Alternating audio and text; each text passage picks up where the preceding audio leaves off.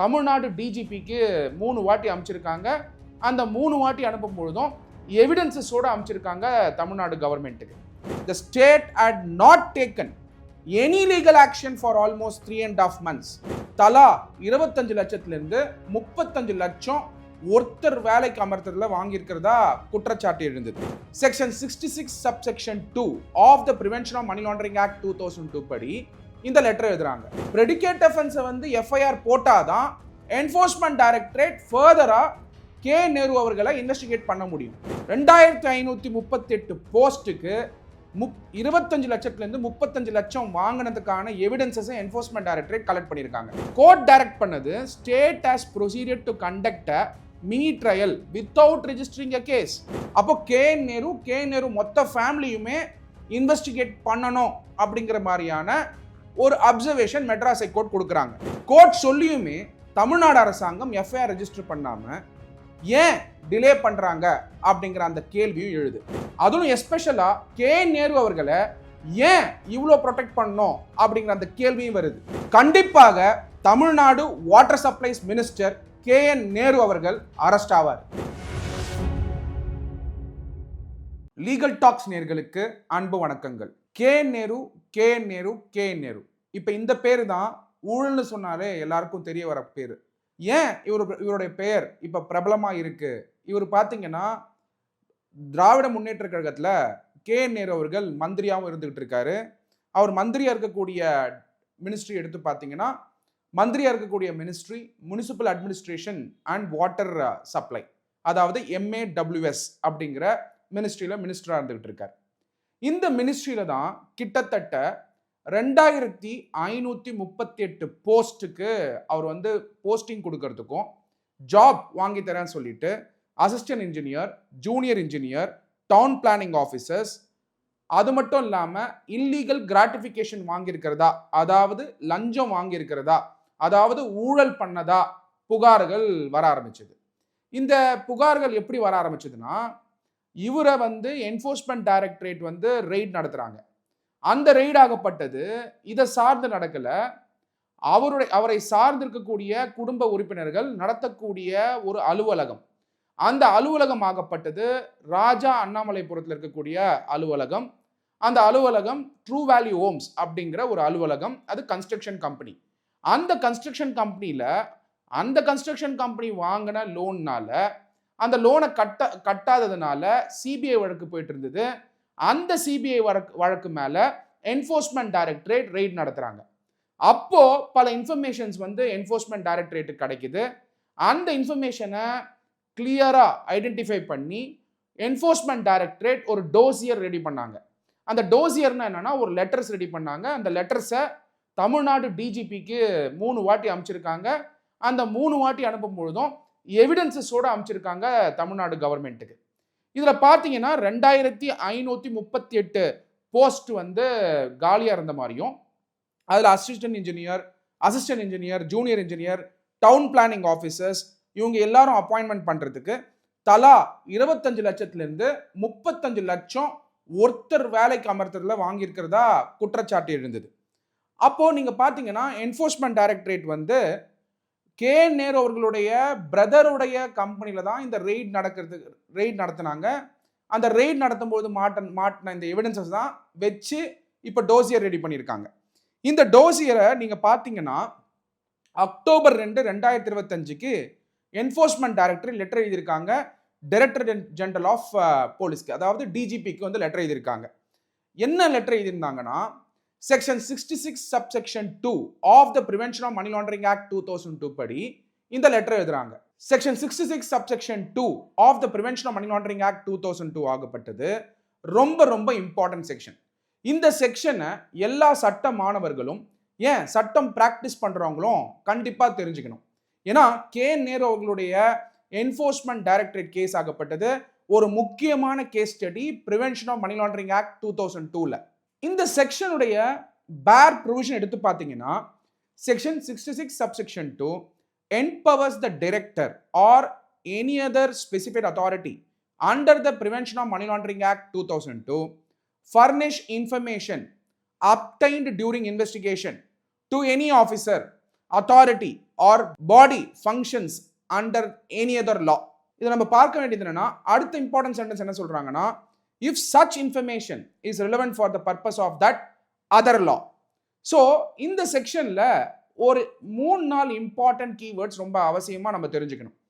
அதுல furnish information. அப்ப என்ன இன்ஃபர்மேஷன் வந்து என்ஃபோர்ஸ்மெண்ட் டைரக்டரேட் வந்து ரெய்ட் நடத்தும் பொழுது அப்டைன் பண்ணாங்களோ அந்த இன்ஃபர்மேஷனை இன்வெஸ்டிகேஷன் பண்ணக்கூடிய ஆஃபீஸருக்கு ஷேர் பண்ணலாம். அப்ப எந்த இன்வெஸ்டிகேஷன் பண்ணக்கூடிய ஆஃபீஸர்? என்ஃபோர்ஸ்மெண்ட் டைரக்டரேட் இன்வெஸ்டிகேஷன் பண்ற ஆஃபீஸருக்கு இதை ஷேர் பண்ணுமா, இல்ல வேற ஏதாவது லால இன்வெஸ்டிகேஷன் ஆஃபீஸர் பண்ணக்கூடிய இன்வெஸ்டிகேஷனுக்கு இந்த இன்ஃபர்மேஷனை ஷேர் பண்ணலாமானா, வேற ஏதாவது லால, அதாவது பிரிவென்ஷன் ஆஃப் கரப்ஷன் ஆக்ட் 1988ல இன்வெஸ்டிகேஷன் பண்ண வேண்டிய கட்டாயம் இருந்தா அந்த ஆஃபீஸருக்கு இந்த இன்ஃபர்மேஷனை என்ஃபோர்ஸ்மெண்ட் டைரக்டரேட் ஷேர் பண்ணலாம். அது மட்டும் இல்லாம ஆஃபீஸர் மட்டும் கிடையாது, authority or body performing functions under any other law. So ஒரு பாடியா இருந்தாலும் அவங்களுக்கு கொடுக்கலாம், அத்தாரிட்டி கிட்ட ஷேர் பண்ணலாம். If the enforcement directorate believes இந்த இன்ஃபர்மேஷன் வந்து அந்த சட்டத்துக்கு இன்வெஸ்டிகேஷனுக்கு யூஸ் ஆகும்னு. அதனால என்ன பண்றாங்க, செக்ஷன் 66 சப்செக்ஷன் 2 படி என்ஃபோர்ஸ்மெண்ட் டைரக்டரேட் கே நேரு அவர்களுடைய சொந்தக்காரங்க நடத்தக்கூடிய, அவருடைய பிரதர் நடத்தக்கூடிய கம்பெனியில ரெய்ட் நடத்தும் பொழுது கிடைச்ச இன்ஃபர்மேஷனை என்ஃபோர்ஸ்மெண்ட் டைரக்டரேட் டிஜிபி கிட்ட ஷேர் பண்றாங்க. இந்த டிஜிபி கிட்ட ஷேர் பண்ண அந்த ரிப்போர்ட் மொத்தமா பாத்தீங்கன்னா கிட்டத்தட்ட 258 பேஜ். இப்ப எல்லா சட்ட மாணவர்களும், சட்டம் பிராக்டிஸ் பண்றவங்களும் என்ன யோசிப்பீங்கன்னா, செக்ஷன் 66 சப்செக்ஷன் 2 எதுக்காக prevention of money laundering act 2002ல கொண்டு வந்திருக்காங்க அப்படிங்கறத வந்து அந்த சாராம்சத்தை தெரிஞ்சுக்கணும் அப்படின்னு கண்டிப்பா எல்லாம் நினைப்பீங்க. அப்படி பார்க்கும்பொழுது செக்ஷன் 66 சப்செக்ஷன் 2 ஆகப்பட்டது inter agency coordination. Enforcement directorate ஆகப்பட்டது யூனியன் கவர்மெண்ட் கீழே வருது. டிவிஏசி இல்ல பாத்தீங்கன்னா போலீஸ் டிபார்ட்மெண்ட் எல்லாமே பாத்தீங்கன்னா ஸ்டேட் கவர்மெண்ட் கீழே வருது. அப்ப யூனியன் கவர்மெண்ட் கீழே வரக்கூடிய என்ஃபோர்ஸ்மெண்ட் டைரக்டரேட் சர்ச் நடத்தும் போது கிடைச்ச இன்ஃபர்மேஷனை ஸ்டேட் கவர்மெண்ட்டுக்கு அனுப்பக்கூடிய பவர் தான் section 66 subsection 2 of the prevention of money laundering act 2002. ரெண்டாவது பிரிவென்ஷன் ஆஃப் பேரலல் கன்சீல்மெண்ட். ரெண்டாவது ஆப்ஜெக்ட் இந்த செக்ஷன் 66 சப்செக்ஷன் 2 ஆகப்பட்டது பிரிவென்ஷன் ஆஃப் பேரலல் கன்சீல்மெண்ட். மூணாவது strengthening prosecution under different statutes. ஏன்னா இந்த இன்ஃபர்மேஷன் என்ஃபோர்ஸ்மெண்ட் டைரக்டரேட் கிடைச்சிருக்கு, அந்த இன்ஃபர்மேஷனுக்கு பிரெடிகேட் அஃபென்ஸ் இருந்தாதான் என்ஃபோர்ஸ்மெண்ட் டைரக்டரேட்டை இன்வெஸ்டிகேட் பண்ண முடியும். அப்போ பிரெடிகேட் அஃபென்ஸ் இருக்கணும், அந்த பிரெடிகேட் அஃபென்ஸ் ஆகப்பட்டது ஷெட்யூல்ட் அஃபென்ஸா இருக்கணும், அது ஷெட்யூல்ட் அஃபென்ஸா இருந்தாதான் இன்வெஸ்டிகேஷன் பண்ண முடியும். அப்போ ஷெட்யூல்ட் அஃபென்ஸா வரணும் அப்படின்னாக்க பிரெடிகேட் அஃபென்ஸை வந்து எஃப்ஐஆர் போட்டாதான் என்ஃபோர்ஸ்மெண்ட் டைரக்டரேட் ஃபர்தரா கே நேரு அவர்களை இன்வெஸ்டிகேட் பண்ண முடியும். அப்போ அரசியலமைப்பு சட்டத்தில் இருக்கக்கூடிய article 21 of the constitution of India படி, ஆர்டிகல் 20, 21, 22 படி combined reading with prevention of money laundering act 2002 படி பிரெடிகேட் அஃபென்ஸ் இருந்தாதான் என்ஃபோர்ஸ்மெண்ட் டைரக்டரேட் இன்வெஸ்டிகேஷன் வர முடியும். அப்படி இருக்கும் பொழுது அதுக்காக தான் என்ஃபோர்ஸ்மெண்ட் டைரக்டரேட் ஸ்டேட்க்கு வந்து லெட்டர் எழுதுறாங்க. கிட்டத்தட்ட 3 லெட்டர் எழுதியிருக்காங்க. அதுல ensures offenders do not escape liability under other laws. அப்ப அந்த பிரெடிகேட் அஃபென்ஸை ஏன் புக் பண்ணணும் அப்படின்னு சொல்றாங்கன்னா, எந்த லால அவர் வயலேட் பண்ணியிருக்காரு. இப்போ ஃபார் எக்ஸாம்பிள் 2538 போஸ்ட்டுக்கு 25 லட்சத்திலிருந்து 35 லட்சம் வாங்கினதுக்கான எவிடன்சஸை என்ஃபோர்ஸ்மெண்ட் டைரக்டரேட் கலெக்ட் பண்ணியிருக்காங்க. அப்போ கோடிக்கணக்கா பணம் வாங்கி இருக்கிறது எவிடன்சஸ் வழியா என்ஃபோர்ஸ்மெண்ட் டைரக்டரேட் கைக்கு வந்தா அப்போ அவர் மேல எந்த கேஸ் ரெஜிஸ்டர் பண்ணும் அப்படிங்கிற அந்த கொஸ்டின் வருது. இப்போ அவர் மேல கேஸ் ரெஜிஸ்டர் பண்ணணும்னு சொன்னாக்கா அவர் சிட்டிங் மினிஸ்டரா இருக்கிறதுனால, மினிஸ்டர் பொசிஷன்ல இருக்கிறதுனால தான் அந்த டிபார்ட்மெண்ட், அதாவது municipal administration and water supply MAWS அப்படிங்கிற டிபார்ட்மெண்ட் கீழே இந்த போஸ்டிங்ஸ் கொடுக்குறாங்க. வேலை வந்து அந்த போஸ்டிங்ஸ்க்கு இருக்கு. ஜென்ரலா ஒரு வேலை ஒரு மினிஸ்ட்ரியில தமிழ்நாடு அரசாங்கத்தில் வேலை வாங்கணும்னா TNPSC எழுதி வரணும். ஆனா பல வேலைகள் இன்னும் பல டிபார்ட்மெண்ட் கீழே இருக்கிறது, பவர்ஸ் ஆஃப் த மினிஸ்டர் கீழே இருக்கிறது நம்மளுக்காக தெரியும். அஃப்கோர்ஸ் இன்டர்வியூ கண்டக்ட் பண்ணுவாங்க, இன்டர்வியூ கண்டக்ட் பண்ற மாதிரியான ப்ராசஸ் கொண்டு வருவாங்க. ஆனா ஃபேவர் பண்றதுக்காக பணம் வாங்கக்கூடியதை நம்மளால புரிஞ்சுக்க முடியுது.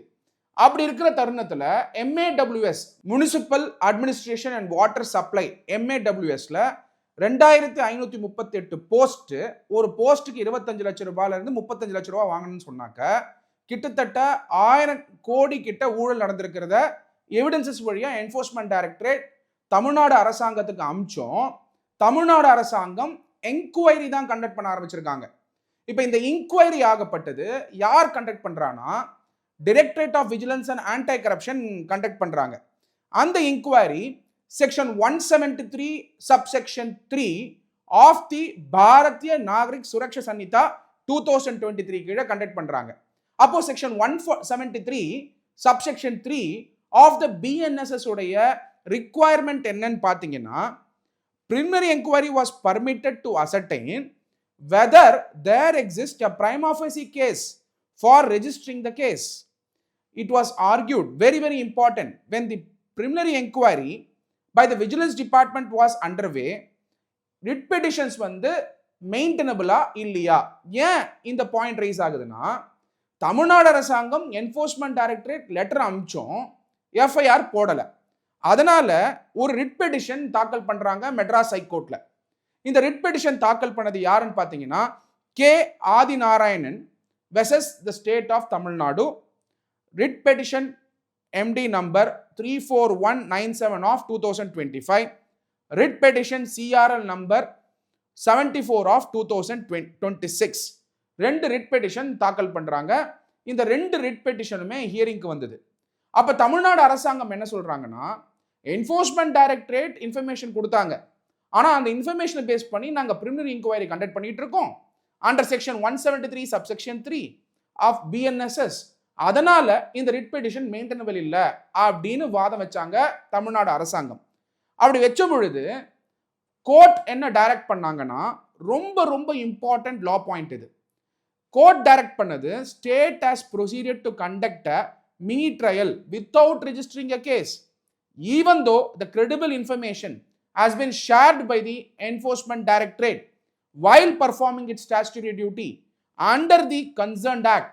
Thus, noting that there was a prima facie offence, the court directed the Tamil Nadu Directorate of Vigilance and Anti-Corruption to register a case and conduct detailed investigation and take suitable further action அப்படின்னு சொல்லி Madras high court direction கொடுக்குறாங்க. அதாவது constitutional கோர்ட்டே direction கொடுக்குறாங்க. இந்த perspective நீங்க புரிஞ்சுக்கணும்னா, இந்த writ petition ஹியரிங்க்கு வரும்பொழுது என்ன மாதிரியான வாதங்கள் நடந்தது, கோர்ட்டு என்ன மாதிரியான அப்சர்வேஷன்ஸ் கொடுத்தாங்க அப்படிங்கிறத நம்ம டெஃபினட்டா பார்க்கணும்.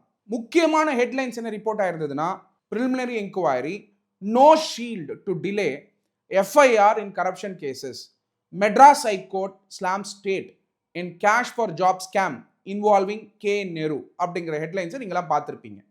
இந்த ஹெட்லைன்ஸ் எப்போ வந்ததுன்னா, 20 February 2026 அன்னைக்கு இம்பார்ட்டன்ட் அப்சர்வேஷன்ஸ் மெட்ராஸ் ஹைகோர்ட்லேருந்து கொடுத்துருக்காங்க. அந்த கேஸில் என்ன இம்பார்ட்டன்ட் அப்சர்வேஷன் வந்தது அப்படின்னாக்க, Madras high court directed the Tamil Nadu directorate of vigilance and anti corruption to register an FIR and investigate into multi crore cash for job scam involving Tamil Nadu water supplies minister K. Nehru, his brothers and others. அப்போ K Nehru மொத்த ஃபேமிலியுமே investigate பண்ணணும் அப்படிங்கிற மாதிரியான ஒரு observation Madras high court கொடுக்குறாங்க. அப்போ Madras high court 2-3 important திங்ஸை அப்சர்வேஷனாகவே வச்சிருக்காங்க. The court criticise the delay on the part of the state in proceeding with the investigation even after the enforcement directorate shared materials which prima facie showed commission of an offence. The court noted that in cases involving such sensitive issues, the state should have acted diligently and registered a case without delay. Enforcement Directorate letter அமிச்ச உடனேயே case வந்து register பண்ணியிருக்கணும், அது மட்டும் இல்லாமல் FIR போட்டிருக்கணும் அப்படிங்கிற அப்சர்வேஷனை Madras high court கொடுக்குறாங்க. I quote the exact words of the Madras High Court. In the cases involving such complications and sensitive issues, the state ought to have acted diligently and should have registered a case without any delay and conducted a detailed investigation. Any delay in registering and investigating the case may give room to destruction of material evidences which could be detrimental to the case, the court observed.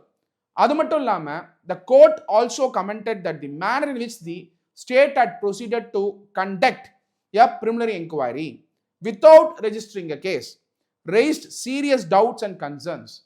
The court further commented that the action of the state showed that it was not inclined to register a case under the guise of a preliminary inquiry. இந்த preliminary inquiryங்கிறது ரொம்ப important. பேப்பர்ஸ்ல பார்த்துருப்பீங்க, தமிழ்நாடு அரசாங்கம் enforcement directorate letter எழுதின உடனேயே preliminary inquiry start பண்ணிட்டாங்க. யார் start பண்ணிட்டாங்கன்னா directorate of vigilance and anti corruption start பண்ணிட்டாங்க. Under section 173 subsection 3 of the BNSS அப்படிங்கிறத ரிப்போர்ட் பார்த்துருப்பீங்க. ஆனால் preliminary inquiry கண்டக்ட் பண்றதுனாலேயே கேஸ் ரெஜிஸ்டர் ஆச்சுன்னு கிடையாது. ஏன்னா கேஸ் ரெஜிஸ்டர் பண்றதுக்கு முன்னாடி தான் இன்கொயரி கண்டக்ட் பண்ணுவாங்க. அப்போ ஒரு மினி ட்ரையலே நடத்திட்டு இருக்கீங்களா அப்படிங்கிற ஒரு அப்சர்வேஷனும் கோர்ட் வச்சாங்க. இதுல நீங்க புரிஞ்சுக்க வேண்டியது என்னன்னா, ஃபர்தரா கோர்ட் வந்து இம்பார்ட்டன்ட் ஃபர்தர் அப்சர்வேஷன் கொடுக்குறாங்க. என்ன சொல்றாங்கன்னா, I quote the exact words of the court. The manner in which the state is proceeding to conduct a preliminary inquiry, which has now culminated into a detailed inquiry through a vigilance department, raises serious doubts and concern. The fact that though the source information was shared on 27/10/2025, even after 3.5 months, the same has not even resulted in registration of a case, prima facie shows that the state, under the guise of conducting preliminary inquiry, is not inclined to register a case. Further, the court also highlighted that even after sharing material evidence, enforcement directorate material evidence ஸ்டேட்டுக்கு வந்து share பண்ணியிருக்காங்க. The state had not taken any legal action for almost 3.5 months, which was against the law laid down by Supreme Court in Vijay Madan Lal Chaudhary versus Union of India. The court also noted that it could not brush aside the allegation that the accused persons involving high-ranking officials were being shielded by protracting the proceedings. I quote the exact words of the court. Despite detailed incriminating material evidence have been shared with the state agency, as nothing has been done towards registration of the case or the offence, even after 3.5 months, which is clearly against the verdict of the Supreme Court in case of Vijay Madan Lal Chaudhary versus Union of India. We cannot brush aside the serious allegation made by the petitioner that the persons allegedly involved are high-ranking personals and attempts are made to shield and protect the proceedings instead of conducting fair and impartial investigation. அப்படிங்கிற அப்சர்வேஷனை Madras high court கொடுத்துருக்காங்க.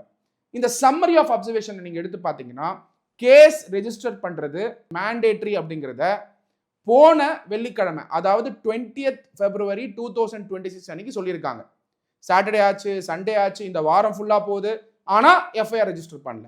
Court சொல்லியுமே தமிழ்நாடு அரசாங்கம் FIR register பண்ணாம ஏன் delay பண்றாங்க அப்படிங்கிற அந்த கேள்வியும் எழுது. அதுக்கு நடுவுல தான் இப்போ மெட்ராஸ் ஹைகோர்ட்ல இன்னொரு பெட்டிஷன் போட்டிருக்காங்க. ஏன் கேஸ் இன்னும் ரெஜிஸ்டர் பண்ணல, even after the direction given by the Madras high court அப்படிங்கிற அந்த பாயிண்ட்டும் எழுந்திருக்கு. இது வந்து நம்ம தெரிஞ்சுக்க வேண்டியது என்ன, நம்மளுடைய கான்ஸ்டிடியூஷன் ஆஃப் இந்தியாவில் 3 ஆர்கன்ஸ் இருக்கு. ஒன்று லெஜிஸ்லேட்டிவ், ரெண்டாவது எக்ஸிக்யூட்டிவ், மூணாவது judiciary. Judiciary is independence of the judiciary. நம்மளுக்கெல்லாம் தெரியும், நம்மளுடைய Bharat Ratna Baba Saheb doctor B.R. Ambedkar judiciary மேலே தான் பெரிய நம்பிக்கை வச்சு எப்பயுமே இண்டிபெண்டன்ஸ் ஆஃப் த ஜுடிஷியரி தான் அப்பெல்ட் பண்ணி நம்ம கான்ஸ்டிடியூஷன் ஆஃப் இந்தியாவில் கொண்டு வந்தார். ஜுடிஷியரி ஒன் சொல்லிட்டாலே கண்டிப்பா கேஸ் ரெஜிஸ்டர் பண்ணும் எக்ஸிக்யூட்டிவ். ஆனால் இன்னும் டிவிஎஸ்சி இது மேல எஃப்ஐஆர் போடல, இல்ல டிலே பண்றாங்கன்னா அதற்கு காரணம் என்ன? அஃப்கோர்ஸ் KN நேரு அவர்களுக்கு இது மேல அப்பீல் போறதுக்கான பாசிபிலிட்டிஸ் உண்டு. ஆனா அப்பீலும் போல, ஆனா கேஸும் டிவிஎஸ்சி ரெஜிஸ்டர் பண்ணல. அப்போ தமிழக மக்கள் எல்லாரும் என்ன புரிஞ்சுக்கணும்னா, தமிழ்நாடு அரசாங்கம் கோர்ட் ஆர்டர்ஸை கூட ரெஸ்பெக்ட் பண்றது கிடையாது, ஹானர் பண்றது கிடையாது, அதுக்கு அந்த டைரக்ஷன்ஸ் எடுத்து இம்ப்ளிமெண்ட் பண்றது கிடையாது. அப்போ தமிழ்நாடு மக்களுடைய கோரிக்கைகளையோ பிரச்சனைகளையோ எப்படி தமிழ்நாடு அரசாங்கம் செயல்படுத்துவாங்க? அப்போ கான்ஸ்டிடியூஷனுக்கு அகைன்ஸ்டா வேலை பண்ணக்கூடிய வேலையை தான் திராவிட முன்னேற்ற கழகம் செஞ்சுட்டு இருக்காங்க. அதுவும் எஸ்பெஷலா KN நேரு அவர்களை ஏன் இவ்வளோ ப்ரொடெக்ட் பண்ணணும் அப்படிங்கிற அந்த கேள்வியும் வருது. அப்போ இந்த கேள்விக்கு பதில் என்னன்னு பார்த்தீங்கன்னா, என்ஃபோர்ஸ்மெண்ட் டைரக்டரேட் சர்ச் பண்ணி அந்த மெட்டீரியல்ஸை பிடிக்கிறாங்க. அந்த மெட்டீரியலை டிவிஎஸ்சிக்கு அனுப்புறாங்க. டிவிஎஸ்சி எஃப்ஐஆர் போட்டுட்டா அப்போ கஸ்டடி எடுத்து தான் ஆகணும். யார? Minister K நேருவை. கஸ்டடி எடுத்துட்டா இமீடியட்டா enforcement directorate prevention of money laundering act 2002ல அவங்களும் வந்து இன்வெஸ்டிகேட் பண்ற பவர் உண்டு. As per section 19 of the prevention of money laundering act 2002. ஏன்னா அவங்க அப்டைன் பண்ண எவிடன்ஸ்னால தான் இந்த எஃப்ஐஆரை போடுறதுனால ஆல்ரெடி எஃப்ஐஆருக்கு தேவையான கண்டென்ட், ஆல்ரெடி எவிடன்சஸ் வந்து என்ஃபோர்ஸ்மெண்ட் டைரக்டரேட் கலெக்ட் பண்ணி அது அந்த எவிடன்சஸ் எல்லாத்தையுமே 258 பேஜ்லையும் கொடுத்துருக்காங்கன்னு சொன்னாக்க, அப்போ எஃப்ஐஆர் போட வேண்டிய மேண்டேட்டும் இப்ப இருக்கு. காரணம் என்னன்னா, constitutional court, Madras high court டைரக்ஷனும் இப்ப இருக்கிறதுனால கட்டாயமா எஃப்ஐஆர் போட தான் செய்வாங்க டிவிஎஸ்சிஏ.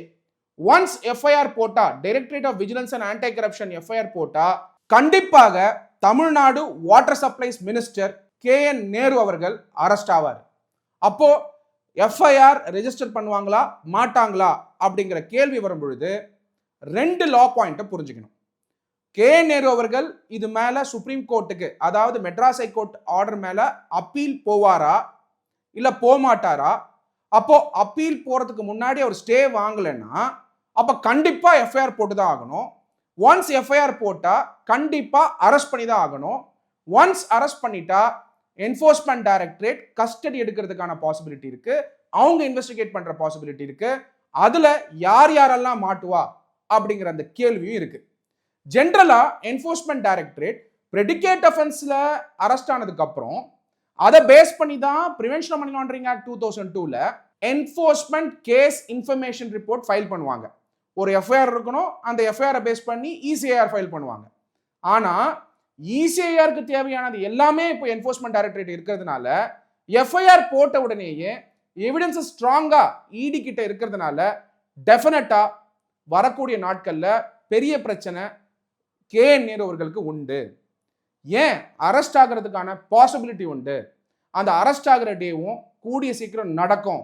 காரணம் ஒன்னே ஒண்ணுதான், பிகாஸ் ஆல்ரெடி எவிடன்சஸை என்ஃபோர்ஸ்மெண்ட் டைரக்டரேட் டிவிஎஸ்சி கிட்ட கொடுத்துருக்காங்க. டிவிஎஸ்சி எஃப்ஐஆர் போட்ட உடனே கஸ்டடி எடுக்க வேண்டியது mandate, because that's a due process of law.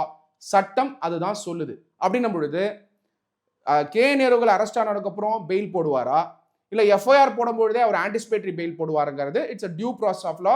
Constitution of இந்தியாவில் அவருக்கு இருக்கக்கூடிய ரைட். பட் எது எப்படியா இருந்தாலும் இங்க ஆஃபென்ஸ் ஆகப்பட்டது ரெஜிஸ்டர் பண்ணி தான் ஆகணும். ஏன்னா மெட்ராஸ் ஹை கோர்ட் டைரக்ஷன் கொடுத்துருக்காங்க.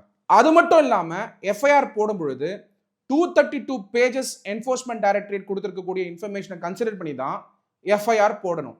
அப்போ கான்கிரீட்டா எஃப்ஐஆர் போடுறதுக்கான எல்லா இன்ஃபர்மேஷனுமே ஆல்ரெடி டிவிஎஸ்சி கிட்ட இருக்கு, directorate of vigilance and anti corruption கிட்ட இருந்துட்டு இருக்கு. இந்த நிலைமைக்கு KN நேரு அவர்கள் ஏன் வந்தார் அப்படின்னா, ஒரு போஸ்டிங்குமே 30 லட்சத்துல இருந்து 35 லட்சம் வாங்கினதா அலிகேஷன் இங்க இருக்கு.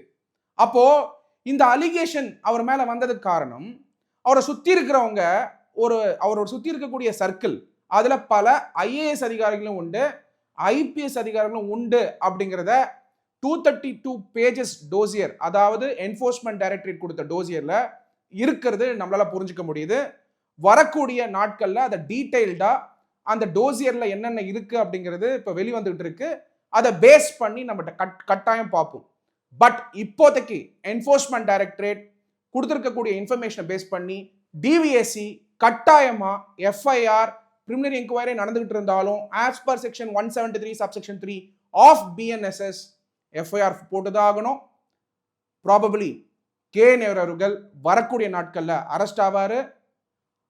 அரெஸ்ட் பண்றது டிவிஎஸ்சியா இருக்கலாம், இல்ல என்ஃபோர்ஸ்மெண்ட் டைரக்டரேட்டை கூட அரெஸ்ட் பண்ணலாம். இது எது நடக்க போகுதுங்கிறது வெயிட் பண்ணி தான் வாட்ச் பண்ணணும். Signing off, advocate doctor M. Sathyakumar. நன்றி.